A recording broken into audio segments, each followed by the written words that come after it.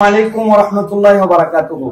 March for Gaza এই শিরোনামে আগামীকাল শনিবার 12 এপ্রিল সোহরাওয়ার্দী উদ্যান অভিমুখে বাংলাদেশের আপামর জনগণের পক্ষ থেকে নিপীড়িত নির্যাতিত গাজাবাসীর সমর্থনে যে মার্চ অনুষ্ঠিত হচ্ছে, আমরা সকলের প্রতি উদাত্ত আহ্বান জানাবো।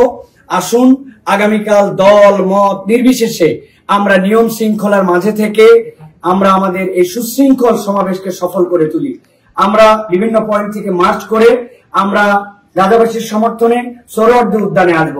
সেখানে বাইতুল মোকাররমের খতিব আল্লামা আব্দুল মালেক সাহেবের দোয়া মোনাজাত এবং তার ঘোষণাপত্র পাঠের মাধ্যম দিয়ে আমাদের এই কর্মসূচি ইনশাআল্লাহ সমাপ্ত হবে। সকলে যে যার অবস্থান থেকে চূড়ান্ত শৃঙ্খলাকে রেখে আমরা নেমে আসি। আবহাওয়ার বৈপরীত্য আমরা অনেকাংশে দেখতে পাচ্ছি, কিন্তু গাজাবাসীর সমর্থনে এই আবহাওয়া, এই প্রতিকূলতা, এই বৃষ্টি কোনো কিছু ইনশাআল্লাহ আমাদের বাধা হয়ে উঠবে না। দেশবাসী এরকম ভাবে একটি ইস্যুতে সকলে এর আগে কবে সম্মিলিত হয়েছিলেন আমাদের ঠিক জানা নাই। আমরা সকলের প্রতি উদাত্ত আহ্বান জানাবো, আমরা শৃঙ্খলাবদ্ধ ভাবে এই মার্চ ফর গাজাকে সফল করার